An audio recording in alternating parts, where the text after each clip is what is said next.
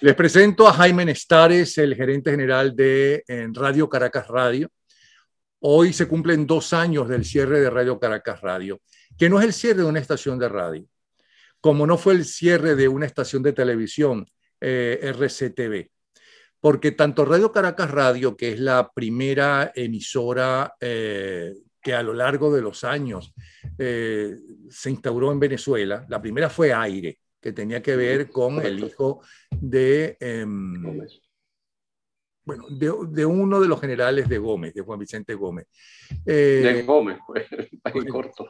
Y después duró muy poco, después aparece Radio Caracas, y que es historia.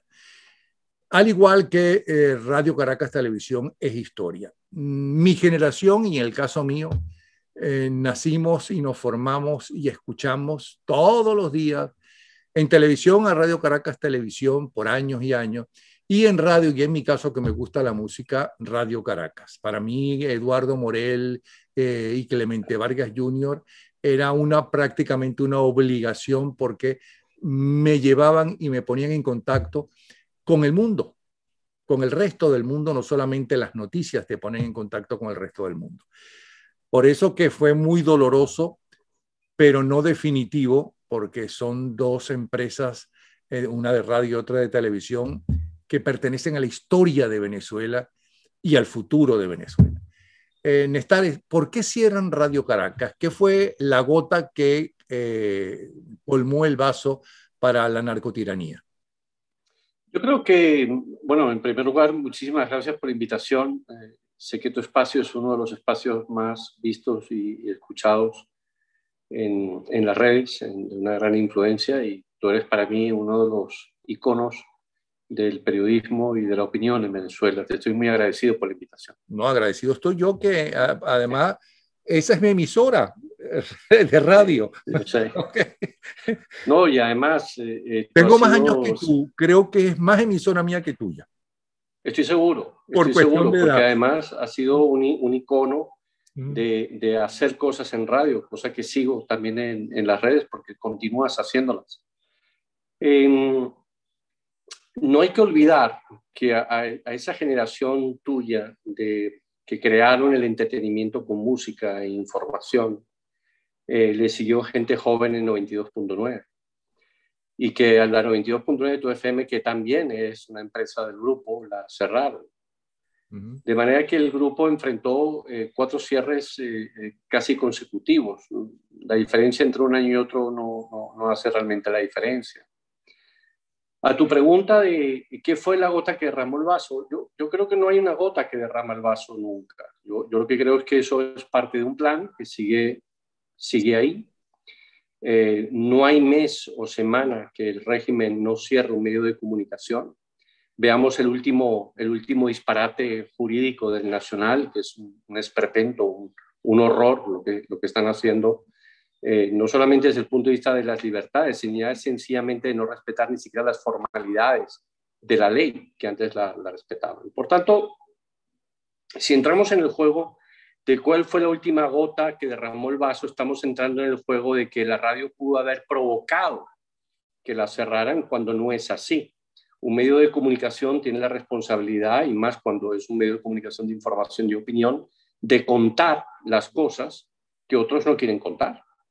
Bien porque no las puedan contar, o porque están del lado del régimen y sencillamente le hacen el favor, o sencillamente porque han decidido no hacerlo y plegarse a ellos. Nosotros desde hace muchísimo tiempo, yo creo que desde que nació el grupo de Empresas 1BC, ha tenido problemas con el poder. Y esto es algo que debemos de entender, y mucha gente joven no entiende porque ya ha vivido bajo este régimen de represión de libertades. Pero en general los medios de comunicación, incluso en regímenes y en países de políticas abiertas, por expresarme popperianamente, regímenes abiertos, como puede ser Estados Unidos o países europeos, los medios de comunicación libres y privados, que se obligan con sus audiencias a mantenerlos informados y a darles la mayor pluralidad de información, enfrentan problemas con el poder, porque en definitiva tu obligación es contar lo que el poder hace, y naturalmente el poder lo que está tratando de evitar es que tú cuentes lo que no hacen bien. Y normalmente no todo lo hacen bien. Y ahí se produce, evidentemente, el roce y el enfrentamiento. En una democracia, en un sistema de libertades, el respeto mutuo entre medio de comunicación y gobierno hace que finalmente sean las leyes, los tribunales, los que delimiten efectivamente los excesos o no que se pudieran producir. Por eso yo no entro nunca en la diatriba de cuál fue la última gota que derramó el vaso. No puede haber nunca en un sistema de libertades una gota que derrame el vaso para cerrar un medio de comunicación. Al revés, en un régimen de libertades, como decía Jefferson, es preferible que existan medios de comunicación y no gobierno, y que un gobierno sin medios de comunicación, porque en definitiva la libertad del individuo debe prevalecer sobre el Estado.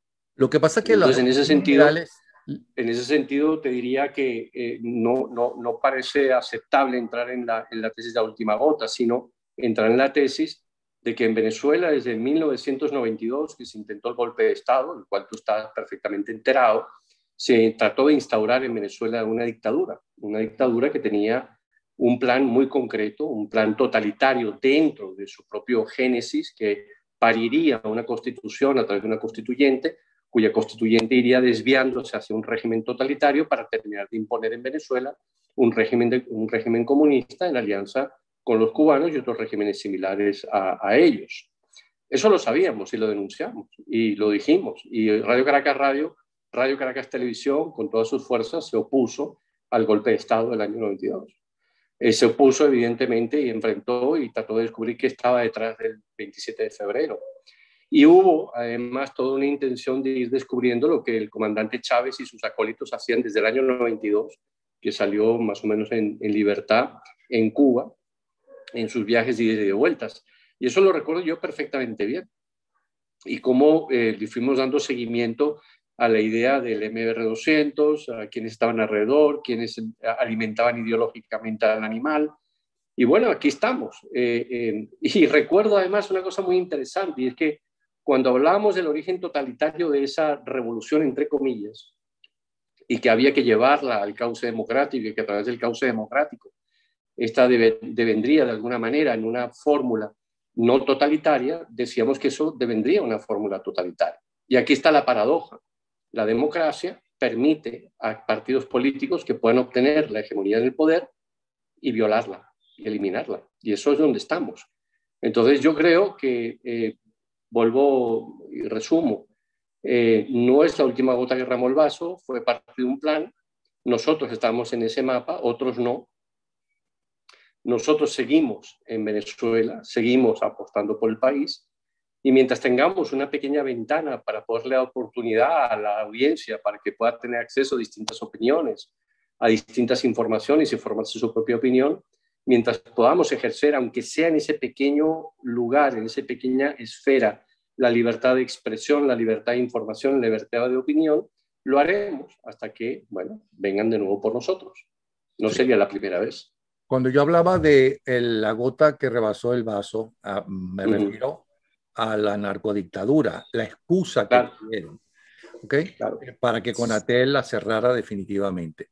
Porque estamos claros que si a un político normalmente, por muy democrático que sea, no sé cómo será en otros países, le gusta mucho los medios de comunicación cuando están en la oposición y ellos van.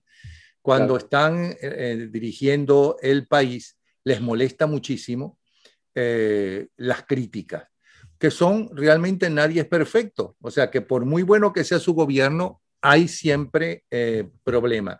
Pero es que en las dictaduras no saben lo que es no quieren a los periodistas y no saben qué es periodismo. Ellos lo que utilizan es la propaganda. Ellos lo que necesitan son propagandistas, ¿no?, de cosas que hacen y de cosas que anuncian hacer y que nunca suelen hacer. Ese es el problema. Ahora, la gente tiene que entender que aunque no le guste ese medio, se llame como se llame, porque no sigue la política o no están los artistas o los periodistas que a ellos les gustan, el cierre de ese medio, ¿no?, es el cierre de posibilidades de que escuchen otras cosas diferentes y que tengan una amplitud de lo que está pasando en el país. Claro. Claro, lo que pasa es que tú lo dices muy bien. La gota que derramó el vaso, a ver, por ponerte un ejemplo, ese era el 30 de abril. ¿Recuerdas que el 30 de abril sucedió un intento, no sé, de trastabillada militar? Al final supimos que aquello era una chapuza. Nosotros estábamos al aire cumpliendo con nuestra obligación de informar. Tratamos de entrevistar a Juan Guaidó, lo logramos a través de un teléfono que tenía la diputada Mariela Magallanes, y creo que fuimos el único medio de comunicación que logró comunicarse con Juan Guaidó en el puente Altamira, de tal manera que tuvimos la exclusiva. O sea, imagínate tú profesionalmente lo que eso significaba, y para nosotros era realmente un hito poder tener al presidente encargado montando un puente en una operación que todavía no se sabía de qué se trataba, pero algo raro estaba ocurriendo.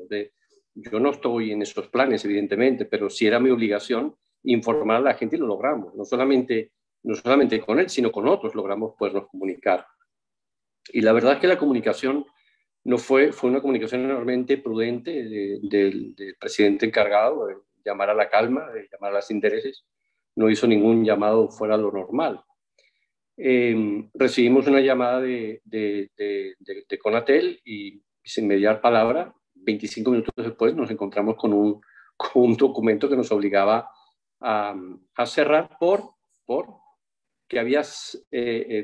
porque la concesión se había vencido. Yo podría entrar aquí en las consideraciones jurídicas, pero solamente déjame darte un dato. A Radio Caracas Radio se le había vencido la concesión, técnicamente hablando, muchos años antes, es decir, en el mismo 2007. Y la concesión quedó en un limbo de renovación en el trámite de los documentos, y por tanto en cualquier momento podían venir desde ese 27 de mayo, la misma fecha, 27 de mayo de 2007, podían venir a decir apaguen porque no hay renovación de la concesión, pero cometieron el error de nunca renovarla. Por tanto, el principio jurídico era de continuidad. Por tanto, están violando, y así hemos llevado esta violación a los tribunales, y lo vamos a ganar, igualito que se ganó el caso de RCTV en la Corte Interamericana de Derechos Humanos, que obliga al gobierno a devolverle la concesión, los equipos y los derechos de transmisión a RCTV. De manera que en el momento que se pueda reinstaurar el Estado de Derecho en Venezuela y el Estado de Justicia, que son dos cosas distintas, vamos a poder lograr volver al aire. Y de ahí la intención de seguir manteniendo siempre a los equipos, aunque sean en pequeños arcas de Noé, haciendo pequeñas cosas, pero que te permitan tener los equipos que en un momento dado, en ese dormir o en ese dormitar, entre comillas, si tú quieres, poder volver a florecer. Es decir, es una especie de invernadero en donde seguimos creando cosas, seguimos aprendiendo las nuevas tecnologías, seguimos modernizándonos, y de esa manera, en el momento en que tengamos la oportunidad de estar en un país libre, en una democracia, en una sociedad abierta, poder evidentemente renacer con nuestros propios derechos. Y esa es la intención tanto de los accionistas como de los directivos que seguimos trabajando en y por Venezuela. Bueno, y además en un país y democrático, sí, lo lógico es que no sea una concesión del Estado, que ya sabemos que lo manejan unos burócratas, a veces mejores, a veces peores, y la mayoría con unos intereses políticos determinados, ¿no? Sino que se rija por unas leyes y por una reglamentación. Te voy a poner un ejemplo. Es que la ley era muy clara, por eso la Corte Interamericana de Derechos Humanos nos dio la razón. Lo normal era renovar. Lo anormal no es renovar. Mire, cuando usted no le va a renovar a alguien, tiene que usted demostrar que se está violando la ley para no hacerlo. Es así de simple. Es igualito que cuando te renuevan tu licencia de conducir. ¿Por qué no me la va a renovar? Ahora, si yo he violado la ley de forma sistemática, de forma que usted no pueda renovármela, estamos de acuerdo. Pero nosotros no hicimos nada contrario a la ley para que no se nos renovara y no se nos transformara los títulos de acuerdo a la ley. La ley era muy clara, fue una ley que, si uno la lee con calma, tiene sus defectos, pero también tiene sus virtudes. Y una de las virtudes es que garantizaba, a través de las transitorias, evidentemente, que quien tuviera la concesión anteriormente pudiera tener su renovación automática. Y eso fue lo que se violó, básicamente, y eso fue lo que se ganó en la Corte Interamericana de Derechos Humanos. Pero volviendo a tu reflexión de régimen. El régimen es un régimen autoritario, pero más que autoritario es un régimen totalitario. Yo no voy a entrar en la diferencia académica de una cosa con la otra, pero nos lo dijeron muy claro y nosotros lo denunciamos claramente cuando nuestro amigo Andrés Izarra anunciaba por primera vez, y tú lo recordarás, la hegemonía comunicacional. Es decir, un régimen totalitario que no domine el mensaje como mentira, que impone una verdad, y esto tú lo conoces, Lenin fue el maestro de todos ellos, no Goebbels, sino Lenin, pues es una concepción un poco anterior al propio Goebbels, articula la necesidad, el Estado totalitario articula la necesidad de tener una hegemonía comunicacional. Y en un Estado totalitario moderno, lo que se pretende fundamentalmente es tener un cierto barniz de libertad, de tolerancia, cuando realmente lo que estás es dominando lo que realmente te importa, el mecanismo de poder llegar a las masas. Y entonces hay un evento muy interesante que la gente yo creo que no se detuvo a verlo con cuidado, que fue la torpeza que cometieron cuando cerraron DirecTV. ¿Qué pasó cuando cerraron DirecTV? Ellos mismos perdieron acceso a 4 millones de televidentes y se quedaron con un canal absolutamente obsoleto, que no tiene cobertura, que además el planteamiento del canal es un absoluto desastre en términos de rating porque no lo saben hacer, pero a través de DirecTV, que sí tiene el atractivo de tener las audiencias cautivas, sí era un medio extraordinario para estructurar lo que tú acabas de decir, la propaganda. Porque el régimen no tiene periodistas, Napoleón, tú lo sabes bien. Eso no es un periodista. Lo que tiene el régimen son propagandistas. Son gente que toma nota a primera de la mañana lo que tiene que decir, cómo lo tiene que decir, y así lo ejecuta, y le pagan por eso. Entonces, la gente muchas veces cree que lo que le están diciendo es verdad, sin capacidad de poder comprobar por contraste con un medio de comunicación libre si eso es verdad o no. Y de ahí la necesidad de que en una sociedad abierta exista una pluralidad de medios. Es decir, que haya varios canales de televisión con distintas maneras de ver las cosas, con distintos enfoques editoriales, intensidades, si quieres color o tinte político.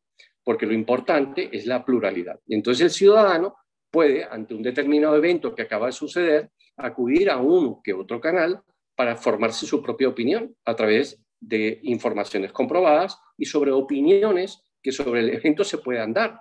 Y eso es lo que conforma a un ciudadano libre que puede tomar decisiones por sí mismo, bien informado y con una opinión bien gestada. Y de eso se trata en una sociedad libre de desarrollar. Y yo creo que Venezuela, por el espíritu que yo he vivido aquí desde que regresé en el año 89, de mi experiencia de estar estudiando en Europa, yo he sentido que el venezolano en todos estos años no renuncia a ser libre. El venezolano quiere ir a un supermercado y poder escoger un cereal u otro. No se cala un solo cereal. No se cala una sola marca de huevos, aunque los huevos sean parecidos o similares, porque es un consumidor inteligente. Pero en el fondo es un ciudadano que se formó libremente en democracia, todo lo imperfecta que podríamos criticarla, pero en democracia y en libertad. 30 de abril del 2021. 2 años lleva cerrada Radio Caracas Radio. ¿Cuáles son los principales momentos que en estos 2 años puedes recordar y nos los puedes decir? Desde el punto de vista de los hitos tecnológicos, la enorme capacidad que el equipo humano de Radio Caracas Radio fue capaz de reconvertir una radio, que es un medio de comunicación auditivo, en un medio audiovisual.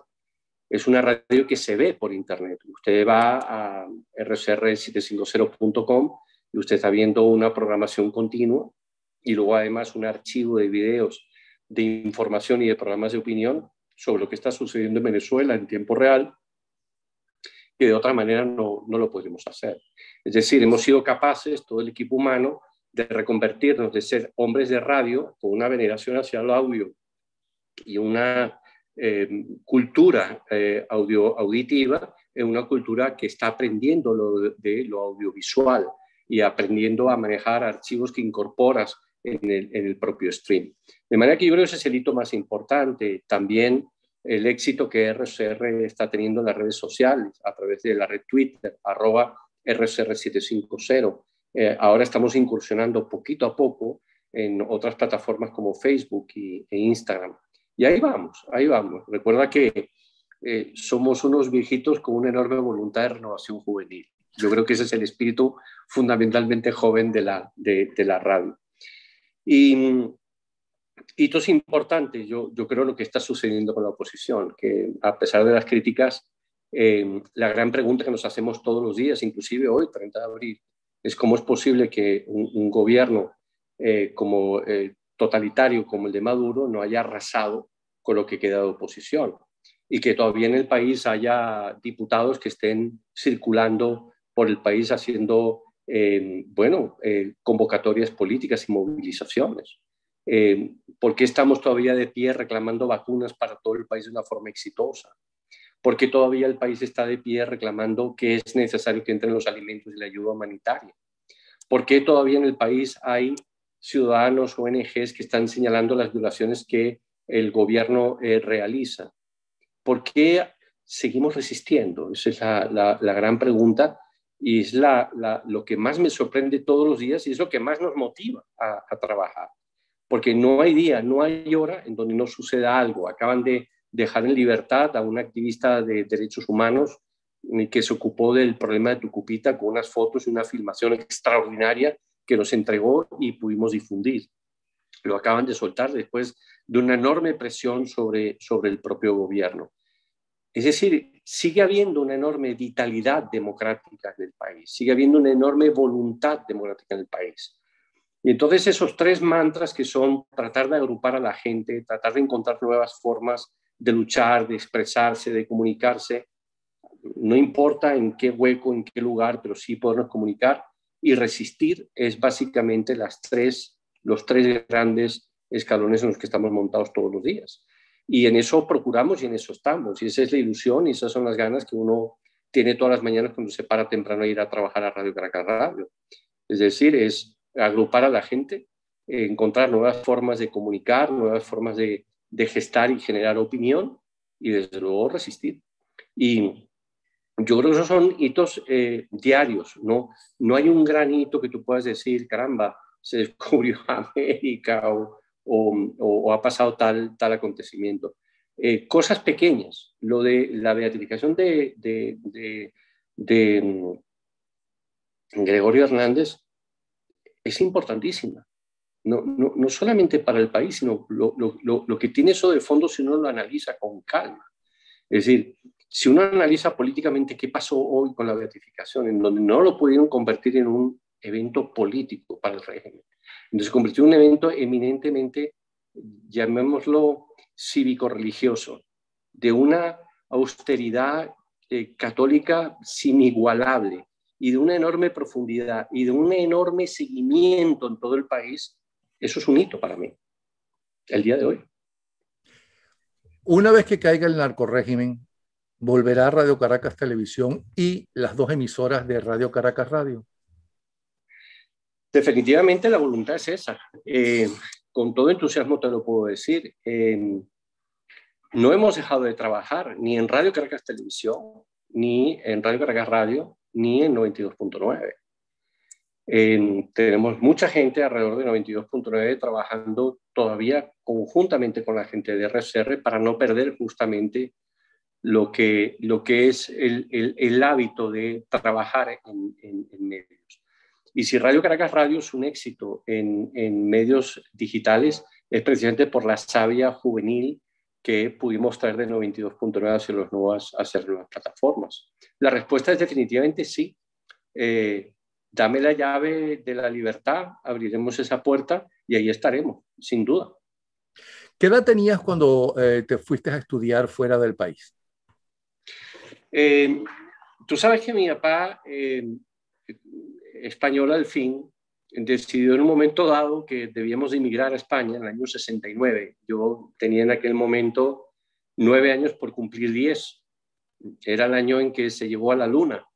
Y lo recuerdo perfecto porque en ese octubre los 3 astronautas llegaron a Madrid y yo estaba ahí en Plaza Castilla viéndolo. Lo recordé ayer, además, justamente porque lamentablemente supimos que uno de los astronautas, Collins, había fallecido.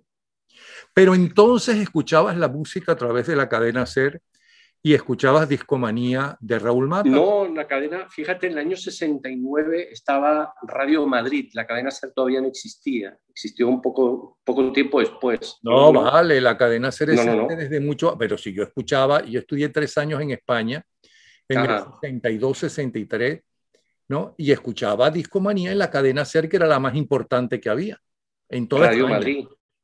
No, Radio Madrid, eso sería a partir de los 70, pero en fin, yo puedo estar equivocado y tú estar en lo cierto, pero a ti te gustaba la música. Yo recuerdo, claro que recuerdo Radio Madrid y la cadena SER con Joaquín Luqui, lo recordarás perfectamente. ¿Y qué recuerdas de Radio Caracas? Los 40 principales, claro. De Radio Caracas Radio y de Radio Caracas Televisión. Cuando eras pequeño. ¿Qué recuerdas de bueno, no todo, claro, todo. Desde Reni, recuerdo series como Combate, Ironside, recuerdo El Observador. Bonanza. De Radio Caracas Radio recuerdo los informativos que estaban en el carro puestos todo el tiempo, por supuesto. Yo tenía 9 años, puedo recordar algunas cosas, no todas. A los 9 años escuchaba los informativos y no a los discjockeys. No, claro, es que quien mandaba en la radio era mi papá, no yo. Eso pasó después. Pues entonces a tu edad, yo y un poco después, yo iba hasta el Paraíso cada vez que venía de Francia o de Italia o de España y le llevaba a Eduardo Morel, ¿no? Los discos. Claro. Bueno, le llevaba algunos discos, él recibía sus propios discos y muchos de ellos los puso y los pegó, como, bueno, en el caso de Clemente, Melancolía, en el caso de Eduardo Morel, Isabel de Charles Nabur. En fin, para mí fue muy importante, en cambio, la parte musical de Radio Caracas. Bueno, yo fíjate, de esos recuerdos, yo recuerdo a Cherry Navarro. Recuerdo en aquellos momentos las grandes películas de Marisol, las películas de Rafael, pero sobre todo Cherry Navarro. No sé por qué. Ahora que ¿Cherry Navarro en España o en Venezuela? No, en Venezuela. Porque él estuvo un tiempo en España y de España se vino. ¿Cómo no? Aquel disco, claro. Aleluya, que era de Luis Eduardo. Correcto, Aleluya. Perfectamente, lo recuerdo perfectamente. ¿A quién más recuerdo? Palito Ortega, Henry Stephen, por supuesto, Limón Limonero, era obvio. Cosas de referencia. Y tendría que desenterrarme, pero el Limón Limonero se superpegó en España, por cierto, no solamente en Venezuela, en España fue un exitazo. Sí, claro. Sí. En España pegaban cosas en aquel momento también como Machín, que siempre me llamó la atención, Angelitos Negros, ¿no? No sé qué. Pero espérate, Jaime, tienes una mezcolanza de años. A ver. Angelitos Negros y Antonio Machín es de los años 40. No tiene nada que ver. No tiene nada que ver, por cierto. Angelitos Negros, en la voz de Machín, fue durante décadas el disco que más se vendió en España. Claro. Angelitos Negros con Antonio Machín, basado en el poema, evidentemente, de Andrés Beltrán. Claro, pero es que, eso es lo que yo recuerdo al llegar. Es una cosa impresionante, es decir, porque es un valor que tú tenías de referencia, entonces de repente verlo en televisión española, repetido, era una cosa que te decía, bueno, siempre recurren al mismo a cantar Angelitos Negros, qué cosa más extraordinaria, ¿no? Pero era muy querido. Y era muy leído, por cierto, Rómulo Gallegos, especialmente por Doña Bárbara. Claro. En España fue un bestseller también. Como estuvo prohibido, no sé si tú lo sabes, en España, estuvo prohibido en radio, estamos hablando del franquismo y de la primera etapa del franquismo, porque tuvo varias etapas, estuvo prohibido en la radio Ansiedad de Chelique Saravia. Pero se podía escuchar en las verbenas y en las fiestas y los vendían libremente y demás, pero en radio estaba prohibido porque era una letra pecaminosa de haber sido. Bueno, era un país donde todo pasaba por una censura previa, tú lo recordarás bien, todo. Bueno, incluso... A mí me encantaban las películas de Antonioni, ¿recuerdas Antonioni? Claro. Pero como todas las películas en España las traducían, yo me enteré realmente cómo eran las películas de Antonioni, cómo eran los temas, ¿no? cuando regresé a Venezuela y las volví a ver, porque además le cambiaban, ¿no? Los amores, podían ser unos amores un poco pecaminosos, Claro. en España no lo eran, ¿no? Y hasta las películas de Doris Day, ¿no? No eran aptas para niños. No, no con las faldas, pero tú recordarás Cinema Paradiso, en donde Claro. al final el viejito le entrega el reel donde estaban todos los pedazos de las películas que él había visto censurar. Bueno, quienes tuvimos esa juventud, sobre todo hasta el año, digamos, 76, que fue el destape, vivimos nuestro reel de Cinema Paradiso. Tuvimos que rever, releer, reescuchar y rever, si se puede decir, volver a ver todas esas películas, sin ninguna duda. Y tener acceso a muchas otras que no se podían ver, por absurdo que pareciera la censura, pero era así. Yo Claro. recuerdo haber ido con mi padre a Andaya, subiendo a San Sebastián. Mi padre era un hombre enormemente abierto, como mi madre también, de manera que en mi casa se leía todo y teníamos acceso a leer todo y se traían los libros y podíamos hacerlo porque pasábamos largas temporadas en Euskadi, en Donosti, y ahí, bueno, pues uno pasaba al otro lado y uno sentía que había como que otra cosa, ¿no? Y tenía uno acceso a música y uno tenía acceso a libros que no tenías. Aquí luego descubrimos en Madrid librerías que te los traían. Entonces había una cierta flexibilización y un gustillo realmente interesante por leer, o nos escapábamos ya de mayores a la Facultad de Derecho, donde podíamos tener acceso a filosofía, donde los muy animales no eran capaces de censurar a Bertrand Russell y a otros autores que deberían de estar por definición prohibidos.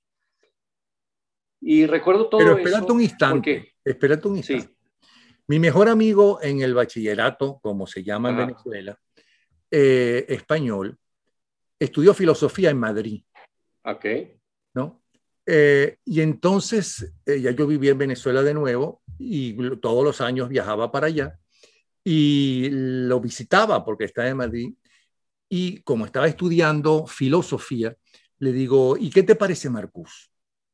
no, Marcus no, Entonces él me demasiado dice, fuerte, Marcuse, no, aquí está prohibido, aquí no sabemos nada de Marcuse. No, chico, ¿cómo va a estar prohibido Marcuse? Vamos a una librería, que había unas librerías extraordinarias, claro, enormes, y efectivamente no había. Pero entonces yo no, fui por tren a ajá, Asturias, y en Oviedo, en el claro. estanco del tren, de la estación de tren, había libros Estaba. de Marcuse. Bueno, es que es una cosa interesante. Si tú revisas la biografía del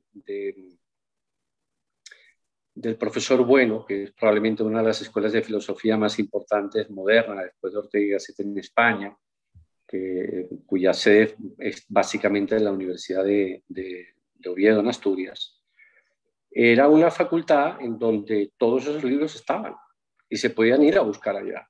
Uh -huh. Y en Madrid había que rebuscar, o sea, no podías quedarte en clase, tenías que subir y tenías que rebuscar en los departamentos. Entonces, la policía, que no tenía esa cultura, evidentemente, por suerte, no tamizaba bien.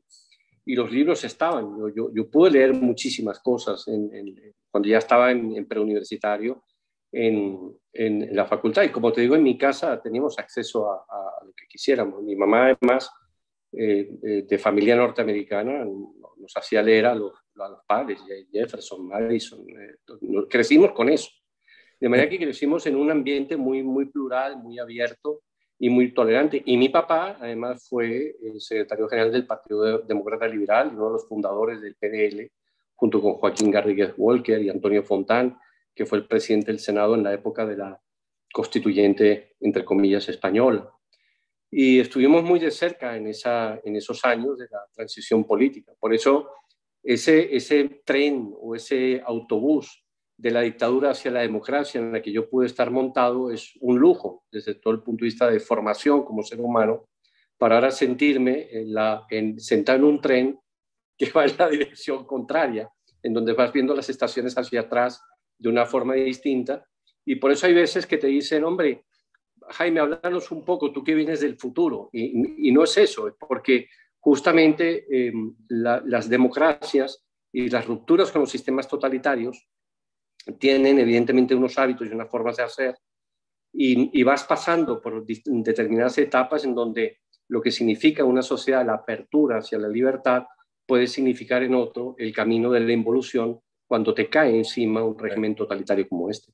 Pero además es una pena porque cuando, aprovechando el programa y los viajes del programa de 24 horas, cuando iba para España llevaba documentos en contra de Chávez Frías, ¿ok? Claro. Y se los intentaba llevar a Garzón creyendo que Garzón era una persona decente. Nunca me recibió, por cierto, pero sí me recibieron la mayoría de los dirigentes del PP y alguno que otro del PSOE. Supongo que serían los que estaban con el expresidente. Zapatero. No, con Felipe González. González. Sí. Okay. Entonces, yo recuerdo que estos ministros jóvenes que estuve en sus casas tenían unas clases en unas casas de clase media normal, no ostentosa, ¿no? Con muchos libros, y que hablaban de Venezuela y especialmente de Caracas muy bien, como algo que ellos iban con sus padres y ellos después ya de adultos, porque la modernidad estaba en Caracas, porque sí, sin duda. Las autopistas estaban en Caracas, porque los centros comerciales estaban en Caracas, que para mucha gente, inclusive para muchos norteamericanos, eran Los Ángeles de América, la ciudad de Los Ángeles en América. Y ahora estamos exactamente al revés. Pero, bueno, déjame por contarte. cierto, no te vas a salvar de mi comentario de que al estar en los Países Vascos fuiste de los pocos españoles privilegiados en poder hacer los tours esos masivos que había, ¿no? Para ver en Andorra el último tango en París porque estaba prohibido. No, fíjate, mi papá no me dejó. La película estaba en Dendaya. Yo creo que fue él a verla, pero a mí no me dejaron entrar. Yo era muy pequeñito incluso para poder entrar en Francia, al cine. Pero las bibliotecas sí, las librerías sí. Ahí sí, los cafés y eran además unas deliciosas tertulias que mi papá fomentaba con políticos que estaban en el sur de Francia. Políticos vascos que eran gente realmente interesante. ¿Cómo no adorar Venezuela en aquellos años? Tenían que adorarla. Aquí estuvieron gente que pasó al Tribunal Constitucional Español, estuvieron exiliados aquí, fueron profesores de Derecho Político. Aquí estuvo Chiqui Venegas, aquí estuvieron grandes políticos españoles, hijos de emigrantes forzados por la guerra civil. Y grandes intelectuales. Mi mejor profesor en la Universidad Central de Venezuela se llama Santiago Magariños. Claro. Ese fue el mejor que he tenido en toda mi vida, no solamente en la Universidad Central. Pero ahora hablemos y no comparemos. Aquello era, es verdad, una dictadura, pero una dictadura que quería el país, que no esto, que es una tiranía, que desprecian a los ciudadanos y desprecian al país, lo que hacen es explotarlo. Pero hablemos de la radio del presente y del futuro. ¿Cuál va a ser la diferencia? Si ya lo deben haber estudiado, aunque Marcel me dijo que sí, que ya han discutido varias veces en el caso de la televisión. ¿Cómo es la radio hoy en día ahora con las nuevas tecnologías? ¿Cómo será Radio Caracas Radio en libertad? Fíjate, es muy difícil verla en un contexto represivo y en donde la asfixia comercial está en nuestro alrededor. Incluso las radios comerciales bien manejadas que todavía existen en Venezuela, plegadas o no al régimen, están sufriendo comercialmente porque la debacle económica es de tal magnitud que los ingresos no dan para innovar ni para hacer cosas nuevas. Por tanto, yo creo que estar en contacto como países en donde la radio sigue siendo enormemente exitosa, como España, Italia, Francia o los mismos Estados Unidos, te hace ver que todavía aún el medio radio sigue teniendo un valor importante. Lo que pasa que ya no es la radio que se transmite a través de una onda media o a través solamente de una FM, que es una forma de distribuir la señal. El hacer radio significa el tratamiento bien informativo, de entretenimiento de forma inmediata, con feedback inmediato. Y yo creo que eso la televisión no lo va a tener. Es decir, la televisión puede mejorar la calidad de señal. En Japón iban a estrenar el estándar de 8K, el estándar 8K de transmisión en calidad de imagen con calidad de sonido surround. En Japón no es posible transmitirlo por cable, ni por fibra óptica, ni por satélite, porque el ancho de banda sería gigantesco a la hora de consumir canal por canal. Por tanto, la tecnología de la televisión abierta en 8K tiene futuro.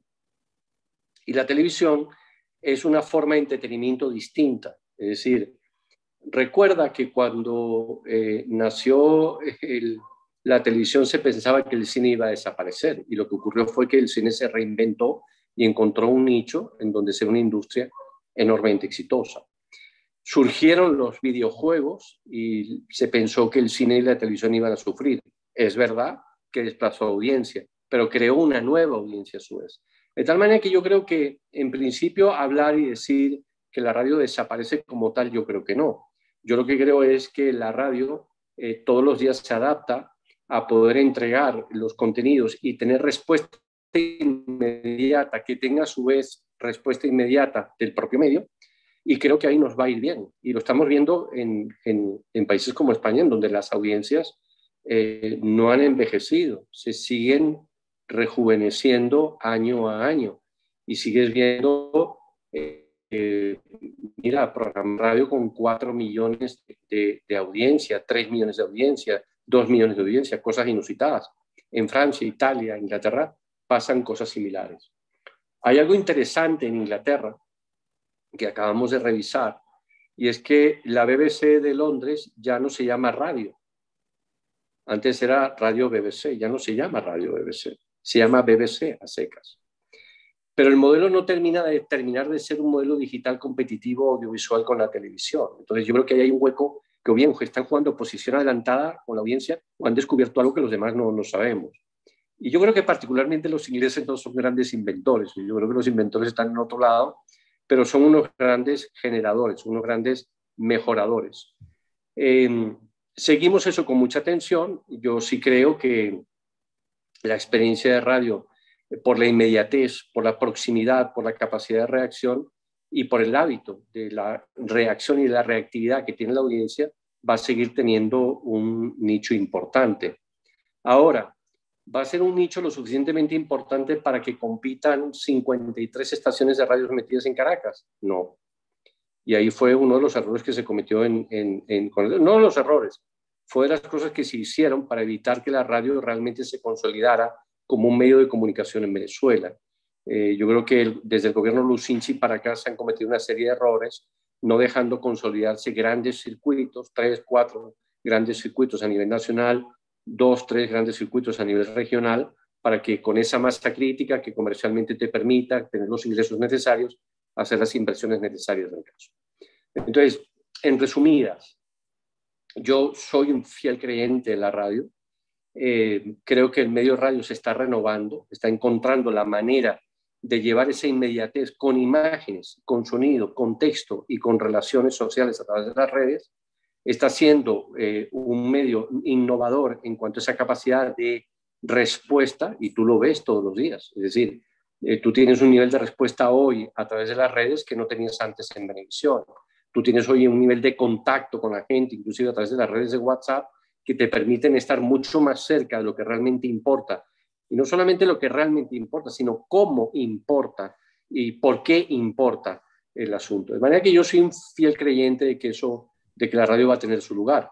Evidentemente, no va a ser tan fácil como poner un reel de música y ser tan hábil como programar las mejores 10 temas musicales. Se va a tener que esforzar la gente un poco más. Entonces yo creo que ahí la gente profesional, la gente formada, la gente con ideas y con innovación como nosotros, vamos a seguir teniendo una gran oportunidad. Jaime, muchísimas gracias. Como ven, y además están viendo todo el tiempo cómo sintonizar Radio Caracas Radio. A pesar de que hoy se cumplen 2 años de su pretendido cierre, sigue peleando, sigue llevándoles información, siguen luchando.